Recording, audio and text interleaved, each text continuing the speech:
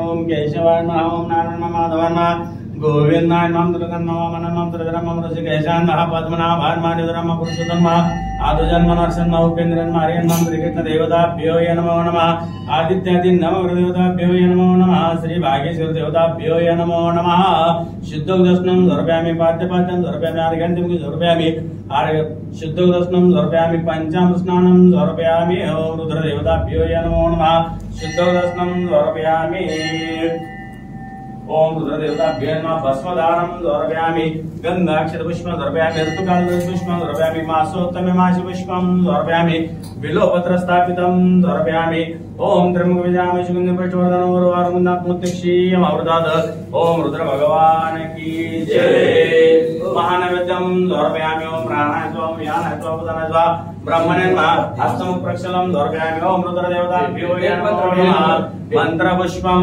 समर्पयामि कैलासरानाशु चंद्रमौळी पडेन्द्रमाता मुकुटिधराळि कारण्य सिंधु भवदुःखहारी दुर्गेन शम्भो असुकोनतारी बागेश्वर भगवान की जय पार्वती पते हर महादेव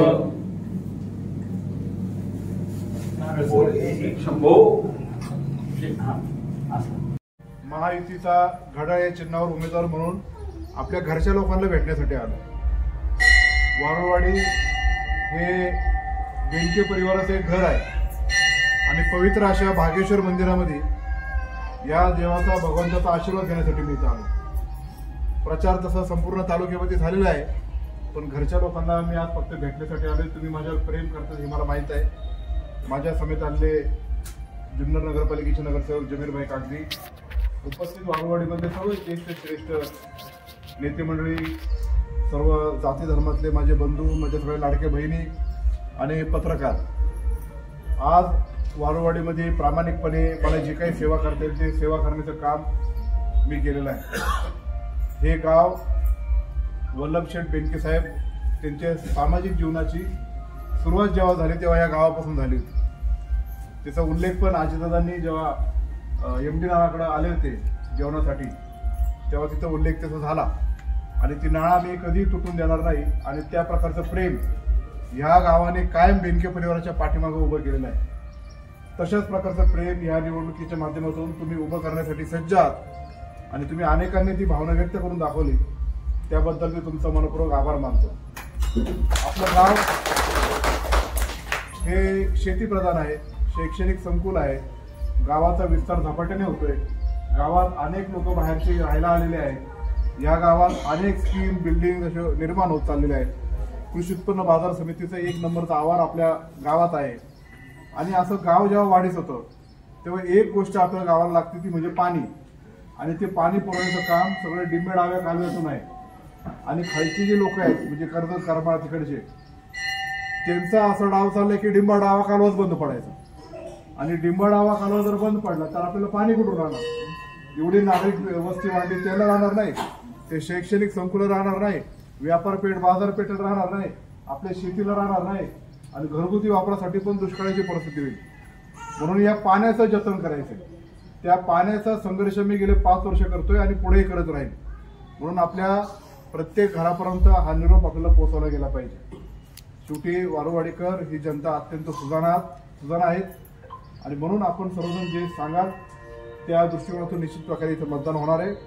ह्या प्रत्येक वॉर्डमध्ये काही ना काही विकास कामं आपण भरघोस प्रमाणामध्ये केलेली आहेत. एक चांगली अशी ग्रामपंचायतीची सुसज्ज इमारत या जुन्नर तालुक्यामध्ये अत्यंत देखणी इमारत वारुवाडीमध्ये इथं झाली.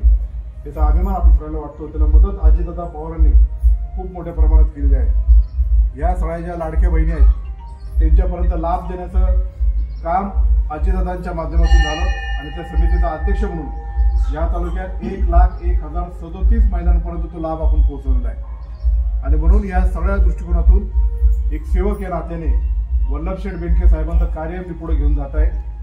तुमचा सगळ्यांचा आशीर्वाद आणि या 2 दिवसामध्ये तुम्ही अत्यंत चांगल्या प्रकारचा प्रचार करून 20 तारखेला घड्याळ या चिन्हासमोरलं बटन दाबून मला आपली सेवा करण्याची संधी द्यावी, तो आशीर्वाद द्यावा अशी मी आपल्याला नम्रतेची विनंती करतो.